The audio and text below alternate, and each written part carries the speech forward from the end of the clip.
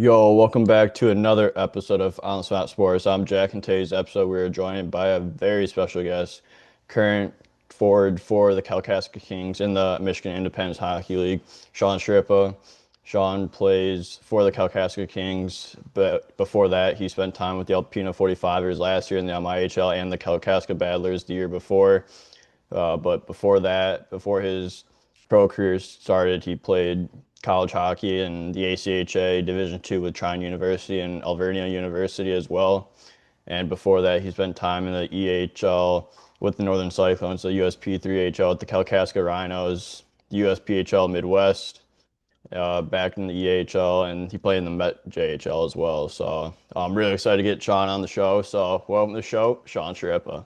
Thanks, man. The Met.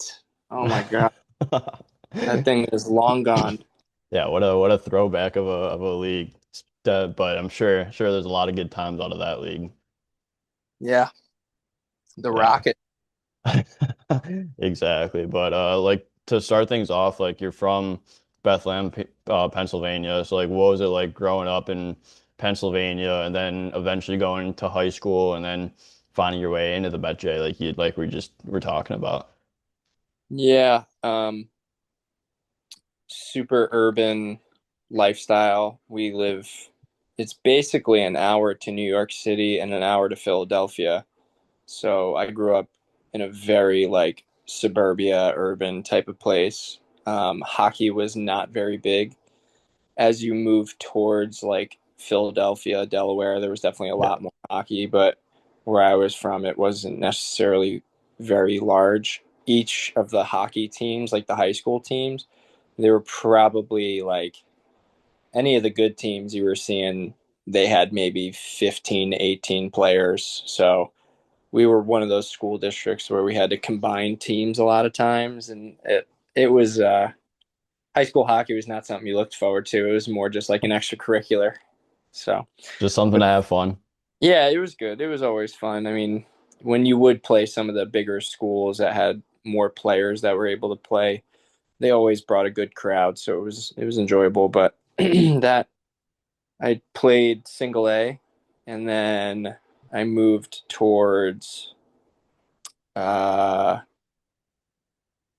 I wanted to try out for a triple A team with the Valley Forge Minutemen, and that was an interesting tryout because the year before we had a really good year.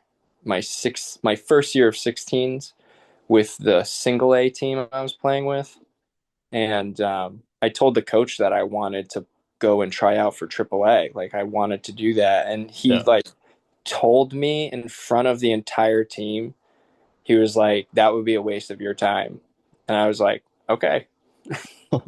Thanks for having Um, me right in front of yeah, everyone. yeah, I'll never forget that.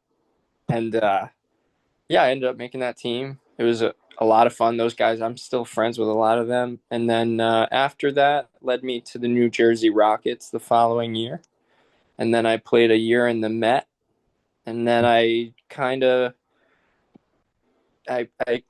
played like EHL to really the team I was on was an interesting team because we were U19 elite, which was more like it was the most hockey I've ever played. I honestly think we played 120 games, like every weekend, showcase. So it was definitely developmental. That was the best year of hockey I've ever had. Like as far as playing, I really enjoyed how much hockey we were playing, but um, I never really cracked the EHL lineup. And then the following year, I went to Kalkaska, which brought me here. And then I went back to New Hampshire and I played for the Northern Cyclones. And shout out to Bill Flanagan. Anybody who knows him, he's been there a long time. And yeah, after that, I committed to Trine. And then after Trine, I went and got my doctorate at Alvernia. And my last year there, I chose to play some club hockey, and it was good. It's fun. Yeah, that's a big it's a crazy story going from single A to then finding your way into triple A, especially after that coach literally said it'd be a waste of your time, and then you end up making that triple A team. So like, what was it like going from single A hockey to playing triple A hockey? And you know as good as everyone, it's a big jump going from two levels like that. It was horrible. I like honestly, like I was a fourth line guy, like sharing ice time. Like I the trouble with all of it was nobody in my family, we're originally from Brooklyn, New York. No one in my family has ever played a sport.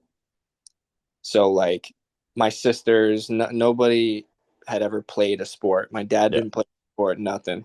And so when I took up hockey, I wouldn't say I was late to the party. I was 8 when I started, but it was kind of like a little bit of the blind leading the blind effect, where like, you're just you have people telling you stuff, and you're like, yeah, okay, like I guess I'll put weight in that, and it was a little bit of trial and error, and honestly, when I got up to when I got to the Rockets, the people there, short story, Bob Thornton, excellent coach. He's come up with players like John Carlson played a couple years on the Rockets prior to me. Charlie McAvoy, Zach Aston Reese, Cam Dineen, like all those guys are in the NHL. yeah, And when I got to the Rockets, they did a really good job of being like up front. Like it was the first time where I actually had someone go like, "You could probably play D3 NCAA," and this is me at like 16, and they're yeah, like, "You could probably play D3 NCAA, but you're gonna need all 3 years of juniors to go and do that because like you have so much to develop and to make connects and people to start watching you." And it was kind of like hard to hear that at first because you start doing that junior thing and you're like, man, like I want to go D1, like I want to play that. And I think it was good to like finally be around people who have seen what that path looks like yeah, and are willing to shoot people straight enough that you can actually make decisions about your career, right? There's no yeah, smoke to that. So yeah. That's big, especially because like I always talk about it a lot, and like I'd rather hear everything like honest. Like if I sucked one game, like I'd rather hear that I sucked. yeah, Like I don't want like the sugarcoat. Like I want to know like what I did wrong. Like how if I played bad, like because you could fix that. But if someone's like yeah. saying, oh, like you actually played good and you played like ass, like I don't know if you're you've you ever seen can't the you can't movie change Money. that. I don't know if you've ever seen the movie Moneyball. I have not. There's a It's about baseball and they're trying to build the Oakland Athletics into like a good team. Yeah, And they want to trade a guy who's been there a little bit, but it was going to be hard to do it. And the manager or the GM told the manager, he's like, just make sure when you do it, he like had this line that, shoot him once in the head, right? Don't yeah, don't shoot him in the knee and then the arm and then the heart, like yeah, just get it over with. Hey, we're trading you and we're moving on. Like yeah, here's a flight. Whatever that looks like. I just think that when it comes to business, hockey, whatever that looks like, it's much better to just people are grown ups. Just tell them yeah. what it is. Yeah, shoot it straight because like you said, you could make decisions on your career through that. But if someone's like not doing it, like honestly, like you're gonna make the same mistake that you did before, and Yes.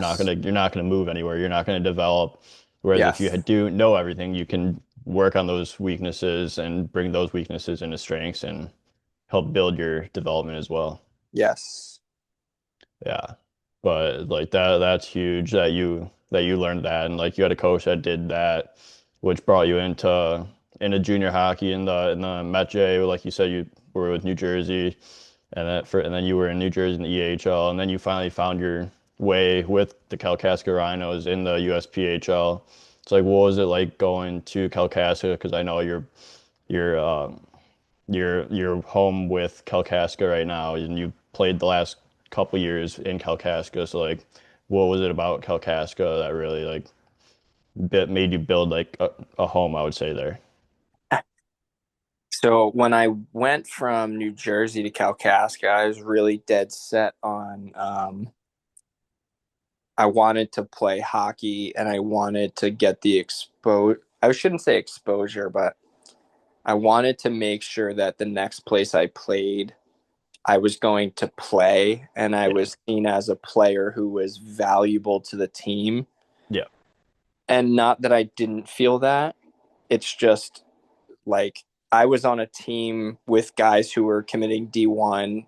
They were it was U19, but I was playing with 16-year-olds Yeah. and I was like 18. And they're, a couple names like Mark Del Gaizo, just like guys who are borderline NHL players now. Yeah. And it was tough because to some extent, the power play time wasn't always there unless I was kind of on a streak, which I was always a little bit of a streaky player. Yeah. And I just wanted to go somewhere where it was every night I was in the lineup. I was looking forward to playing a little bit more. I could grow and really see what I could be as far as an actual hockey player playing juniors. What kept me in Kalkaska was I met a girl on a blind date, and now I have a wife and two kids with her. So she's from Traverse City, and now I live in Traverse City, and I still go and play in Kalkaska 10 years later. Yeah. Must be pretty good if you're staying over there. Yeah, I mean it's hard to leave. It's a gorgeous place. I It mean, for is. anybody who hasn't been here, it's lakefront property almost anywhere you go. Yeah. It's wonderful.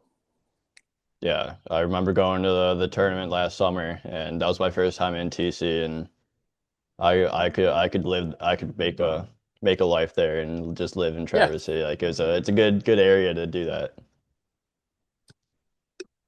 But then like what did you learn during that Kalkaska uh year when you were with the Rhinos and the USP that like help your development like you said like you're seen like as an actual hockey player compared to like what before when you had all these like NHL guys on your team like what was that development period like for you to in those couple years in the USP? Yeah.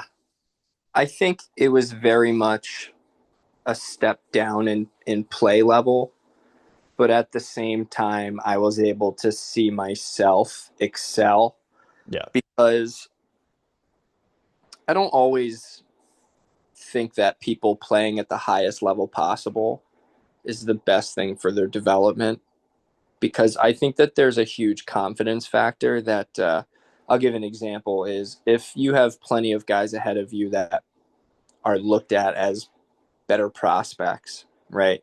yeah, They get bigger moments, they get bigger opportunities, and I don't blame coaches for doing that. That's part of the game, yeah, right? You have to develop them too.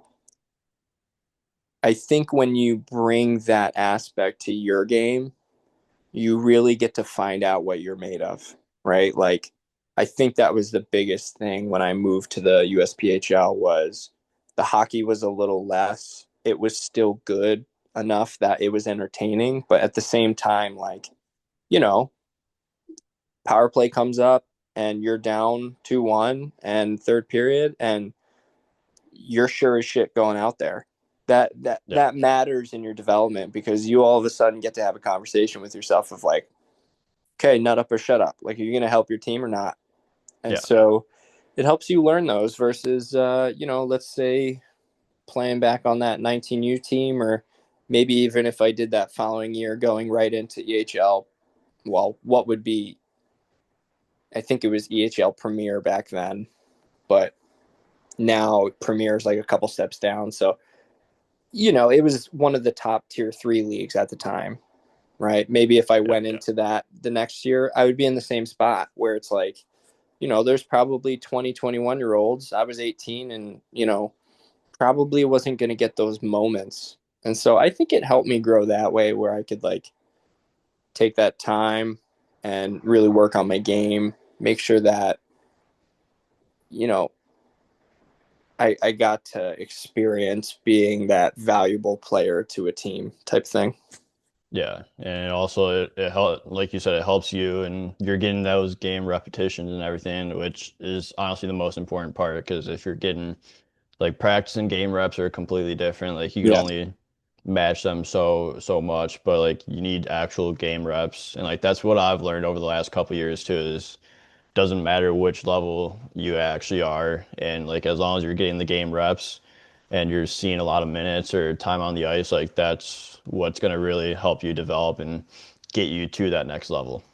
Yeah. That's huge value. Yeah, and it's only going to help you. Like even if you're on the worst team, but you're still getting the minutes in games, that's all that honestly really matters is you putting up the minutes and racking up that value. Yeah.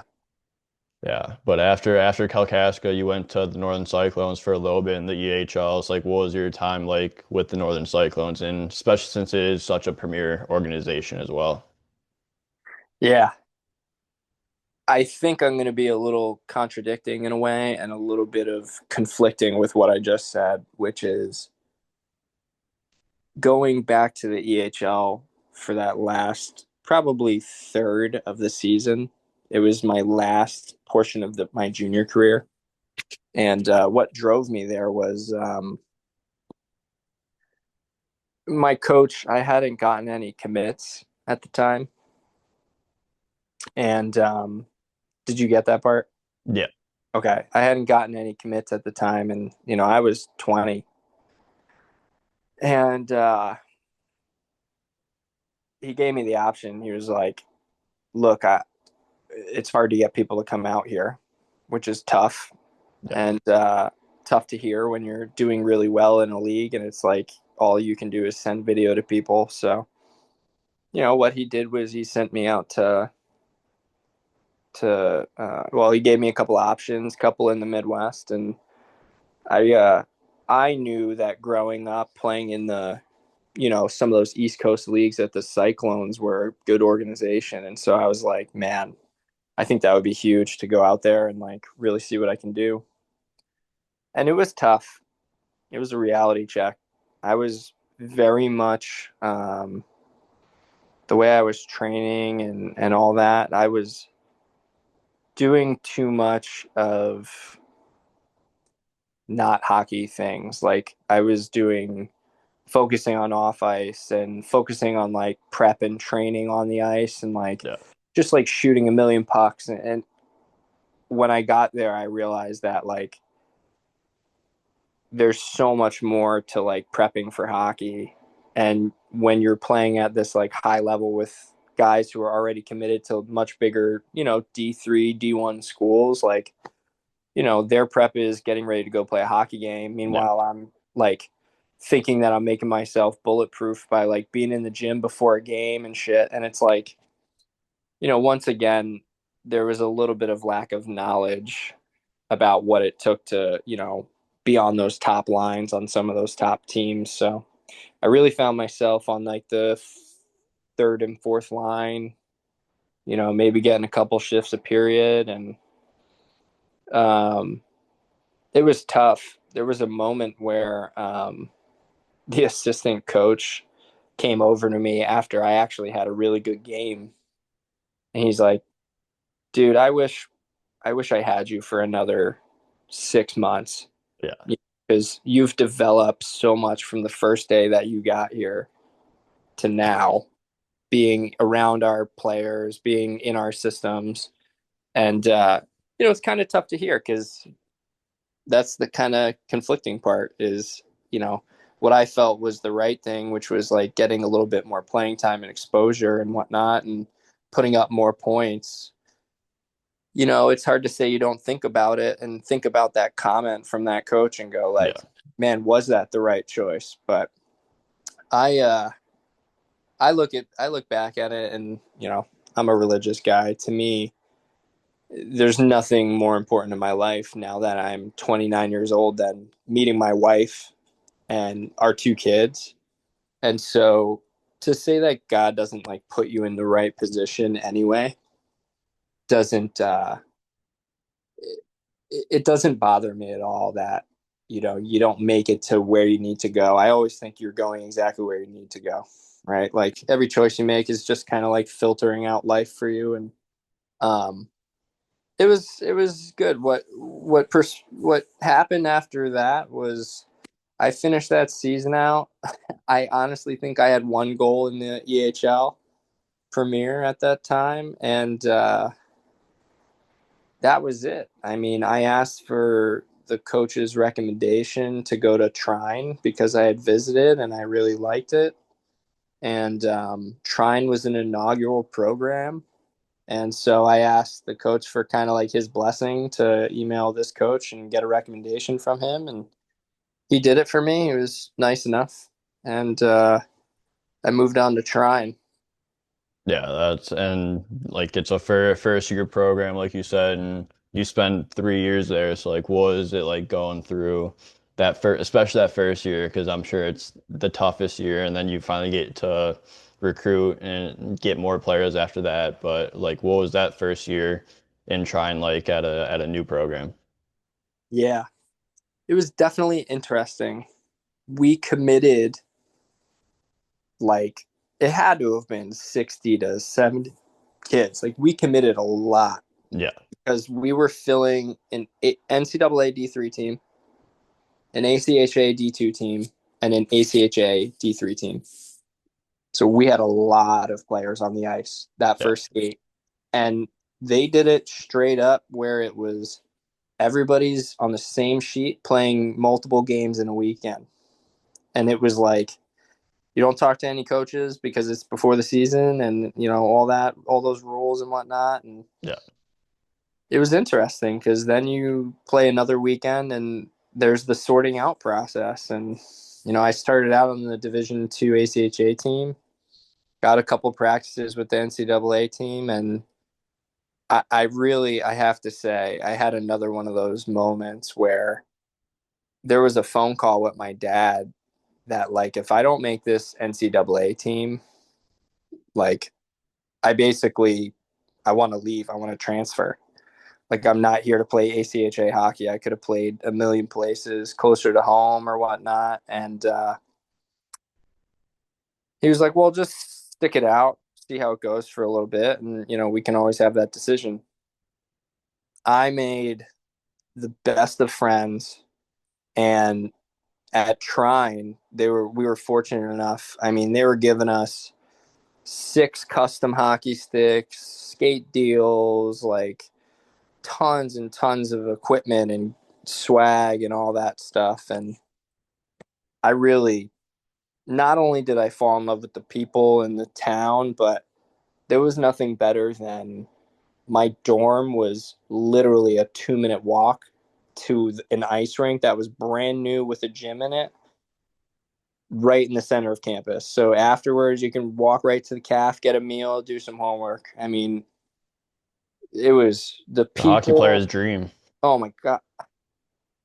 Now that I'm so far separated from it, I can easily look back and kind of say what I said about my wife earlier. Like, even though I, you know, could have made the decision to move and like maybe play D3 somewhere else, I really have to admit I think I made the right choice of just sticking it out. And like every year we were going to nationals and we were I got to go to Dallas, Texas, Columbus, and like all these wonderful places. And Dan Mays was the coach of our team, and he was one of the best coaches, if not the best coach I've ever had in my entire life. Yeah. Caring and kind, and just really gave a shit about how you developed. And now he's off doing big things with the Penguins Elite program, and he deserves it. I wouldn't be surprised if that guy ends up, on a couple pro teams soon. Yeah, and like that's what you want from like a coach is a guy that actually cares about your development, is going to Yeah, do everything you can to be the one to help you develop and be there for you and like it goes a long way. yeah. Him and his wife would open his house up to us and have us over for like Christmas dinners before we all left, and like I mean, look, yeah, I think the biggest takeaway that I always look back to when I think of I'll call it my true hockey career, right? That point Yeah, in time where you're chasing things in it. I really have to say, those people and those relationships are the things that last. Like, I still talk to him all the time. Like, he's such a great person. So, yeah, and tons of other people. I mean, half the people from my dorm room, they were in my wedding 2 years later. Like, just you make such good relationships in college. And for any young college players or people who are maybe distraught about what they should do, whether they should play NCAA or whether they should play ACHA or whatnot, I think the biggest advice I can give them is go where you feel is right, as far as like it feels like home and you feel like yeah, there's a purpose here. Don't just go where there's a title, because you never know. I mean, you're seeing more and more of these ACHA programs. The schools are dumping money into ACHA programs, and yeah, there is nothing wrong with that title. I mean, some of these new, I just saw the Lobes or something like that from Grand Canyon University. I never would have thought that they had a program like that in the yeah. middle of the West. It's just college is definitely one of those experiences where there is more to it than the title you're playing for. Yeah, and like ACH has only gotten way better. Like you said, programs are dumping money into it, schools are dumping money into it, and like they could actually compete with NCAA schools as well. So like it only gets better and better every year, and it's just going to continue to more teams are going to come, and it's just going to help the ACHA as a whole just become even more legit as it already is. I just think giving more opportunity, Yeah, because like handful of schools. I mean, since I finished college, let's say, there's so many schools that I go back and look at now, and I'm like, they're D1. Like you look at St. Thomas.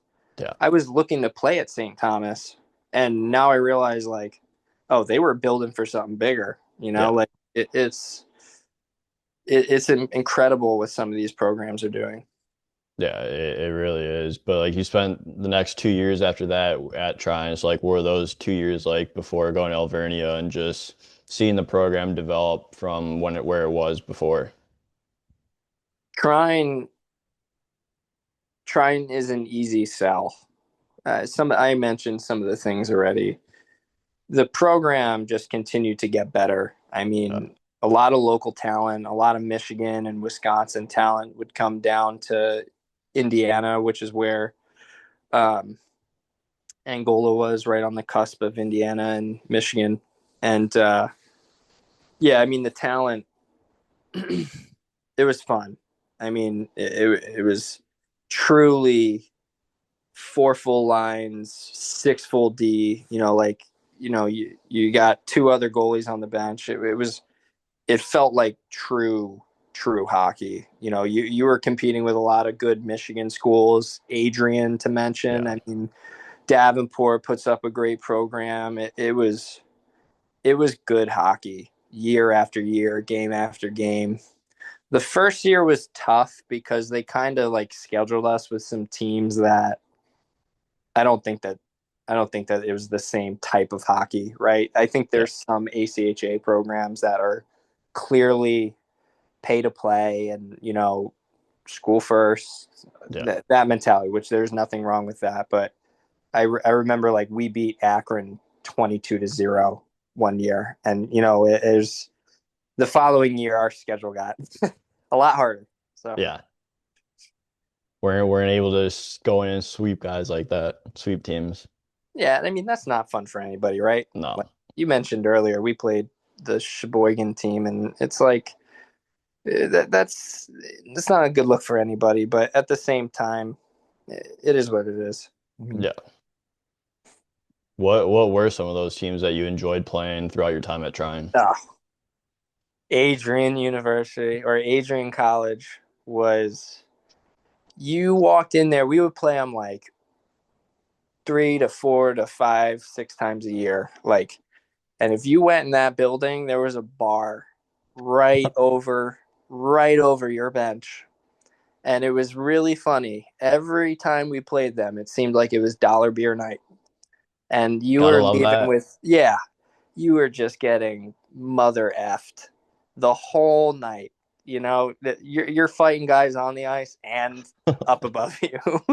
So it was great. Lots of great battles, and they, a lot of great camaraderie in those battles. Right, Yeah. like you're playing guys who they like to play you too because you know that those big games mean a little bit more when you're playing we'll call it a crosstown rival, so to Yeah. speak, right? They were one of the closest, most competitive schools. So whenever we played them, it was a big thing.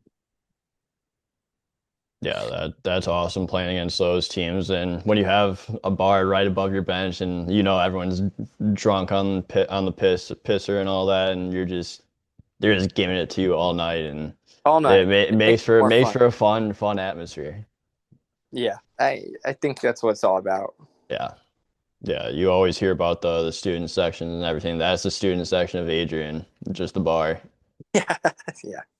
Yeah, but after your last year in Trine, you went to Alvernia, like you said, and like what was that time in Alvernia like? Like you put up 51 points in 21 games, so you were lighting it up there. So how was that year to finish off your college career? That was tough. I think I'll finish where Trine left off. So Trine, I did my bachelor's in 3 years, and so I think it must have been 2020. So we found out we made nationals in like February of Yeah, 2020. March like 1st, 2020, they announced that we were going into a lockdown for COVID, and they canceled our March 17th trip down to Dallas. yeah, So I never got to play in my third round of nationals, which, you know, finishing out your college career with what could have been your last true hockey game ever, yeah, that was tough, man. That was tough. And so I had applied to Alvernia for my doctor in physical therapy. I went and I moved home that March because they sent everyone home. There was yeah, no more classes. Everything we finished was online. I didn't even technically walk for my graduation. And so we left, and my wife and I moved home to Pennsylvania. And I was working at a supermarket at the time, and I saw that Alvernia announced that they were going to also start an inaugural Division III hockey team. And I was like, oh shit, like this is, can I do that? Like, I wonder if I can yeah, manage to do it. So the hockey season doesn't start until a little bit after school starts, which I think you kind of know. yeah, Is I got in contact with the coach, and I was like, look, I've done a lot in the hockey realm, like from everything from sharpening skates to building like exercise models and like progressive workouts for the team. And I still play. Like, what can I do? To be a part of this. I'm moving back home. I'm not done with hockey. Not after it yeah. ended like that. Like that. Yeah, And so I reached out and I was like, Vinny, Andrew Burke was the guy's name. I think he's still coaching there. He was like, well, I can give you one of two options. You can be around the team, like kind of be that equipment manager type of deal, or you can try out. And I was like, okay. I mean, it seemed like there was a hesitation after that, and there was a little bit because then he hit me with, if you try out for the team and you don't make the team, you can't like turn around and help me coach or like do something like that. yeah, So he was like, you can the next year if you want, but I don't I don't want there to be a conflict of interest that like Hmm. that's an option for players type thing. And I totally understood that, Oh right? yeah. And so I moved back and my decision was I was going to let him know late whether I was going to try out because I wanted to see how intense this doctoral program was because I heard it can get really, really nasty. Yeah. And so I was super happy I didn't, dude. I got smacked in the face real quick. I mean, I was a straight A student my last semester at Trine. I mean, we were hitting the bars 4 nights a week. I was playing hockey 6, 7 days of the week. Like, life was good. And Yeah. then, yeah, getting your doctorate is not for the light of heart. And so I told him I don't think I'm going to be able to do it, period. So I took off. And halfway through the season, I got the idea, well, let me check out the club team. And I checked out the club team, and they invited me to come and try out. And I was like, yeah, I can do that. So I had to wear a mask throughout this tryout. I'm like, this is insane. Yeah. The next morning, I got an email that one of the players at that tryout tested positive for COVID, Oh and I was gosh. not allowed back on campus for 2 weeks. Oh my. And I don't know if you know this, but physical therapy is a very, very Hmm. hands on thing. Yeah. And my professors were pissed. And because you have to be there, Yeah. right? Like, and they're not gonna. It's a medical profession. They're not gonna want me there. And I didn't blame them. Nobody knew anything at that time. It was 2020, 2021. Yeah.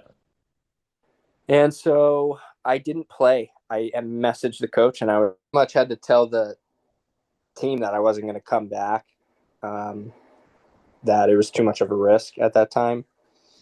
And then, long story short, after that, some time went by, and things got a lot calmer with COVID. And my last year getting my doctorate, the first 2 years are like didactic, they call it, which is a lot of heavy book work, Yeah. right? And then the last year is mostly clinical work. So I was actually just working in a clinic.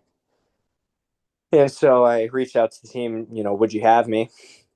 And they said, yeah, obviously, like, come out. We liked you last time. Like, we did switch coaches and whatnot. So he'll probably want to see you play. So I went out and it was great. And about two practices in, we picked captains. And I was a new guy on the team. And I was definitely more skilled than a lot of the players on the team Yeah. at that time. Um, and they went and named me captain. I wasn't expecting it. So that was good. I mean, I've been a captain on a couple other teams at that time, and yeah, it was a wonderful experience. And the people there, once again, I still talk to that whole coaching staff and a lot of players from that community. So it was wonderful again. It was a lot of fun. Yeah. What was it like being the captain on that team? Obviously, you've had prior experience, but like just you were new to the team. It's like what was that leadership like? Just help the team for the season. I think I guess in general, when I'm on a leadership like team or whatnot, I tend to try and lead by example, and uh, that's kind of a tough question because it's I just like to put faith in people around me Yeah. in a way. Like, I'm not a big yeller or screamer. I don't. I'm not really the cheerleading type Yeah. where you're on the boards and hooting and hollering. I'm kind of the other way, which is try to be very observant and make sure that everybody on the team is, uh, I guess, behaving in a way. Like, I look at it as you have a larger role of like managing people Yeah. as well as what they're doing on the ice. But what they're doing on the ice, that's why they're on the team, so to speak. Like, I think a lot of the captaining comes down to like if people have a problem, if people are not getting along, right? Or if there's problems outside of the rink where maybe they're not doing what they need to do to be a part of that team. I think most people are leaders themselves.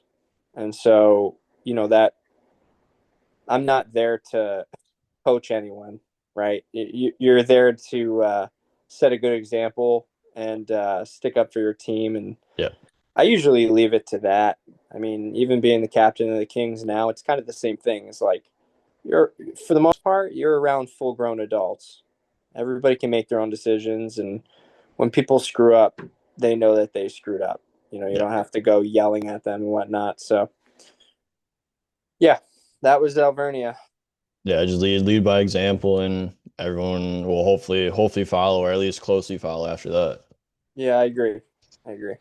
Yeah, but then you decide, like, you finish your year out at Alvernia, then your doctorate, and then you go to the MIHL and start and play for the Kalkaska Battlers, and they're also a first year team. So you've had quite the experiences with first year programs and just helping them develop. So like, what was it like to, or like, what was that decision to go to Kalkaska? Was it just close it was obviously close to home in Traverse City. Were you just like, were you done with playing hockey? Were you like, I'll give this a shot and see where it goes?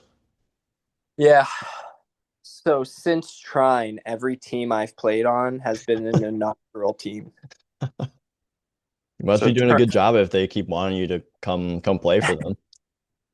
I honestly, it's kind of fun because for people who haven't started a team before, like there's a little bit of that allure that like something new is coming to the community, Yeah. and so you get to be a part of like exciting the community around it and selling it off to them. But going into the Battler story, Cam Hofstetter, who is a local, he actually like signed with them, and nobody knew I was moving back to Kalkaska at the time because I just got my doctorate, Yeah. but we were planning on moving back. And so I had a job already. Everything was set in stone. We had a date. And the owner at the time reached out to me because I commented on Hofstetter's Facebook page. I was like, what's this? Like, I've never heard of this. Yeah. And the guy had reached out to me. He was like, yeah, any good? Like, are you interested in playing? And I was like, yeah, I mean, does it cost anything? And he was like, no, like, Mm. just show up. It's semi-professional, and you're expected to be there if you're going to sign with us. And that was it. And once again, they made me an assistant captain, and it was good fun. It was good. I Yeah. enjoyed that. And then they switched leagues, and I didn't want to play in the APL, and so I decided to switch and move to another new team, which was the Alpena 45ers. And they also gave me a letter at the time. And it was kind of the same story. I mean, I actually, now that I'm back in Kalkaska again, when I go back to Alpena, the players there and the owner there and just the community there, they were just as wonderful as every other team I've played Yeah. for. So once again, back to that story about I think God kind of always puts you on that right track anyway.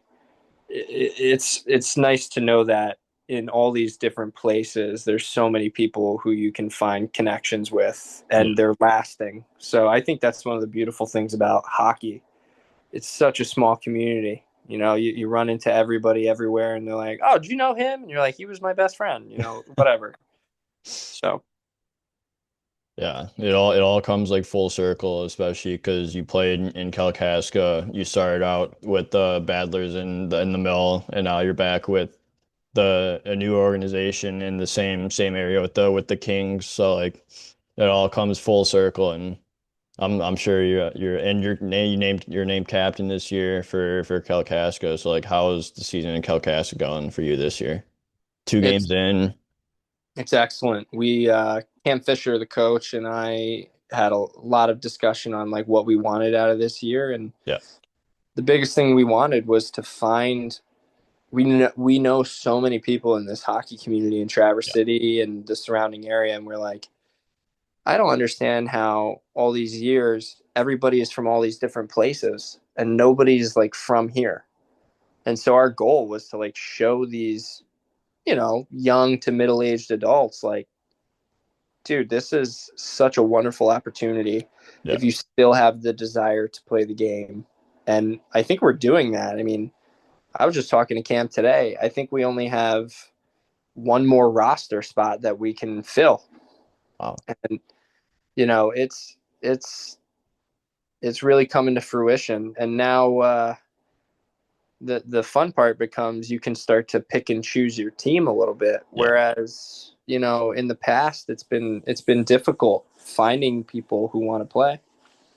yeah. And like you've seen how the mill has gone the last 3 years. Like, what has that been like for you for like as a competition and development standpoint throughout the league from your first year in the league into year three now? Yeah.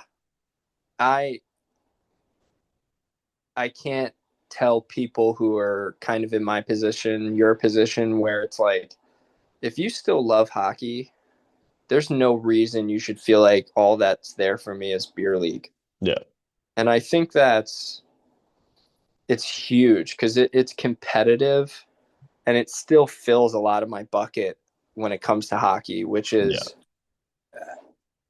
I, I'm a father of two with a wife and a full blown physical therapy career.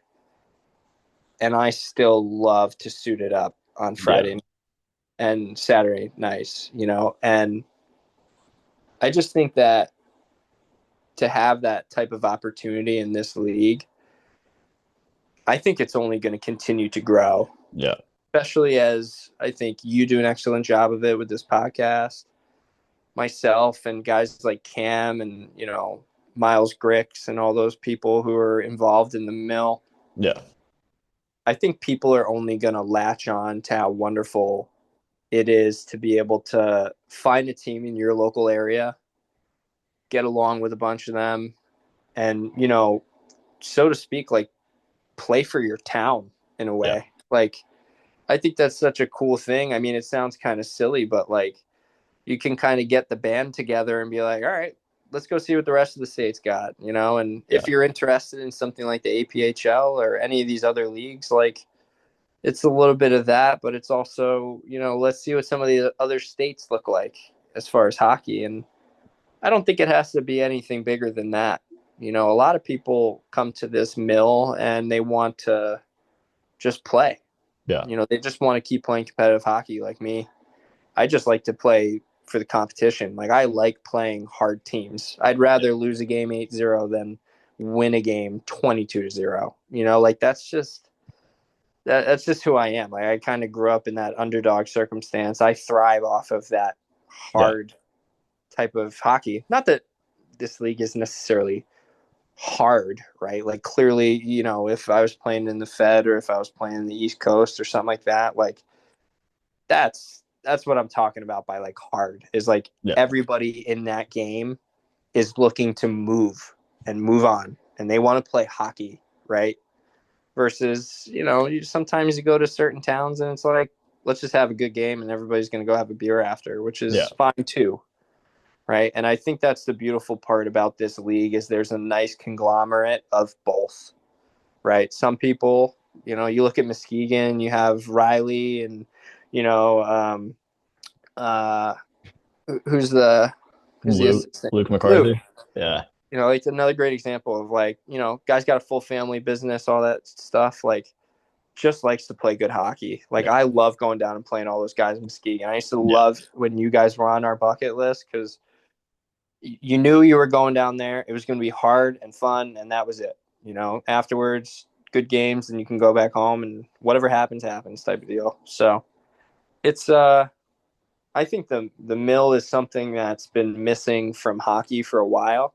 And I just look forward to helping it grow because I think there's a lot of people who find themselves empty after college, right? They're playing beer league and they just hate getting slashed all night long. Yeah. Uh-huh. Like, or seeing games that's like one team has a goalie, the other team doesn't have a fucking goalie. Yeah. That's that's not fun for anybody. No. You know?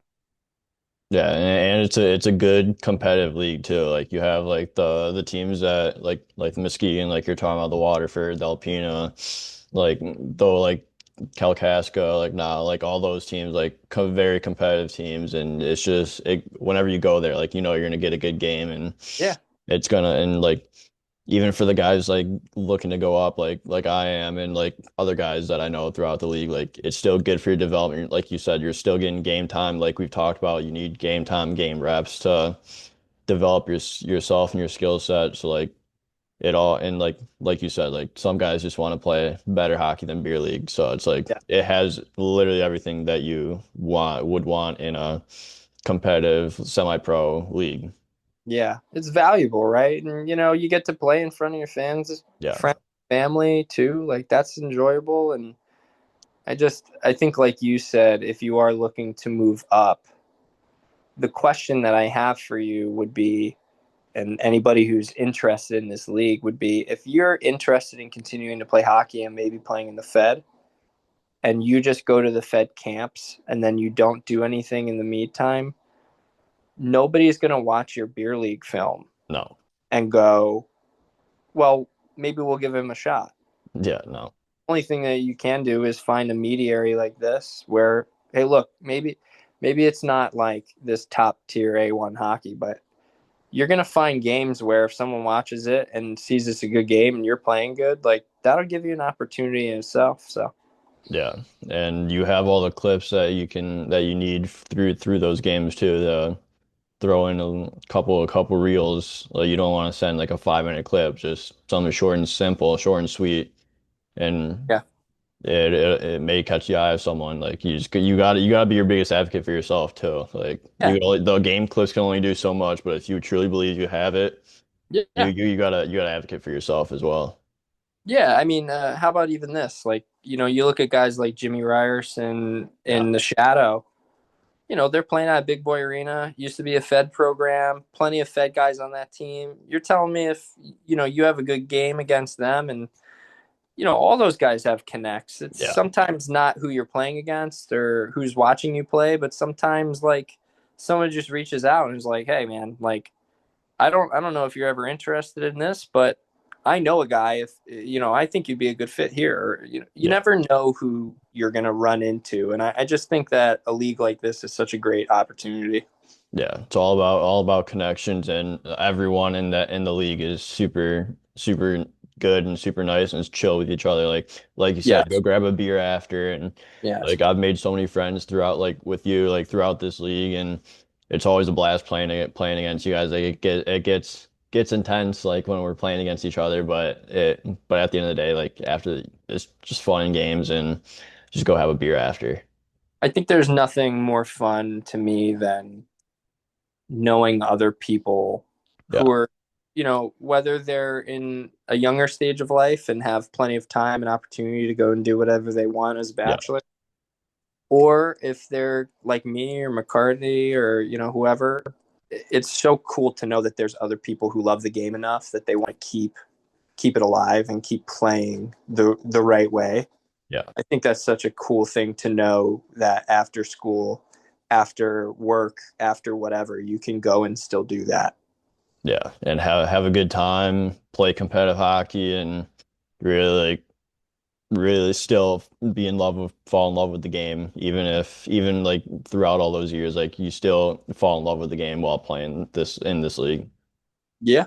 Yeah. I mean, that's my selling point to a lot of these guys who are on the fence. I'm like, here's the deal. You come and play one game Yeah, and you tell me that your whole body doesn't go, what the fuck have I been doing? yeah, Like why haven't I gotten into this earlier? Whether you look at it as valuable and competitive and maybe you want to keep playing or not, there's no denying that playing a full 60 minutes with a full line of refs Yeah. against other guys who want to actually beat you is not fun. That's so much fun. Yeah. It's the most fun that you can have. Yeah, at this level for sure. Yeah, exactly. But I have a few more questions before you wrap this episode up. Like, what you've been through the junior ranks, you've been through the college ranks, been through the semi-pro ranks. Like, what's some tips and advice you give younger guys looking to get to that next level, whether it be juniors to college, college to semi-pro, like, just to develop their skills? Yeah, I think that's a good question. That is a good question. The best advice I could probably give them is something I've kind of already alluded to, which is like if you run into an opportunity, whether it's a big one or a small one, if it feels right, I think that you have to trust that feeling, Yeah, right? I, I didn't want to play ACHA hockey. I specifically went through juniors because my brain told me that I don't want to play ACH hockey. My ego told me that I don't want to play ACH hockey. That was a deal I had made with myself before I spent 3 years playing ACHA hockey with some of the best people I've ever met my entire life yeah, and will probably know for the next 50 years of my life. yeah, And I think the best advice, and I've had this advice told to me, and when you're young, you don't look at it that way because you have what you think is a long time ahead of you. The only thing that matters is the connections that you make.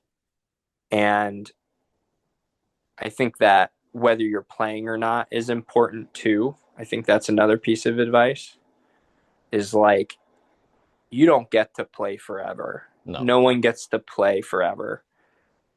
Go where you're going to play. I think that is just as valuable as playing at the highest level possible. But at the same time, if you find yourself just playing in practice and then every Saturday and Sunday night you're sitting in a suit, I think you're going to look back and go, I missed 3 or 4 years of my life. yeah, And I think that's kind of like we started this conversation with is a harsh reality, but that you that's not playing the game, no, right? And that's a hard pill to swallow, but no one gets to play forever. There's a very, very small amount of people who go the distance. And if you can have a touch of reality as you're going through this while still maintaining some hope and confidence that I would like to try and play at the highest level possible, I think that's all you can do. Because the rest is just about playing good on the right day, yeah, getting in front of the people you can get in front of, taking chances to maybe try and play at the highest level possible, like going to a couple camps, sending out a couple emails, and that takes courage. But at the end of the day, you know, you you'll understand the vibe that you're wanted and want to play, and we want you to be a big part. yeah, Versus, it's going to be hard to crack the lineup, and I think if you're okay with that, that's fine. Different strokes for different folks, but my advice would be that competitive time in your life where every game matters and you're trying to win and trying to move on, no one's going to want you when they don't have any game film, when they don't have any point production, when there's no reason to look at you, right? And so I think that's also part of the advice is like go where you're playing yeah. a little bit because Go where you're wanted and where you're playing, where like you said, where you're playing, where you're wanted, because it'll only help you in the long run, like find those connections. Because like you said, you never know when a connection could be huge for your career. yeah, Have someone take a chance on you because of the connection. Like you gotta just continue to go for it and yeah. be put in the right path as well. How about just still liking the game? Yeah, having fun. still playing the game. Like, Yeah. don't forget, you're a for most people from 14 to 21, you're still get to play the game. Don't forget that you're enjoying hockey. Yeah. And if you're in a position where every day's a drag because you're not going to crack that lineup, I don't I don't know that there's much value in that. Oh, just go have fun. You're still playing the game and you still get to play the best sport in the world, so can't complain. One of the biggest moral things I've ever had in my life, right, is best of the worst or worst of the best. Yeah. It's how she goes. One of the two ways. Yeah, very few are at the top end of that where they're the best of Yeah. the best. Yeah. That's for sure. But I think that's a great place to wrap this episode up. So, Schirrips, thank you again for coming on the show. I appreciate your time and want to wish you the best of luck with Kalkaska this year. Hey, thanks, man. I really appreciate it. And yeah, keep doing this. I think this is such an interesting outlet. I never thought that I'd enjoy doing something like this, but I'm sure other people keep doing it. I think Yeah. you're going to open a big window for people who want to share their story. Yeah, for sure. It's that's why I love doing it. Shares other people's stories, gets their stories out there, and no story is the same. So everyone has their own path. Yep. Thanks, Jack. Appreciate Yeah. it.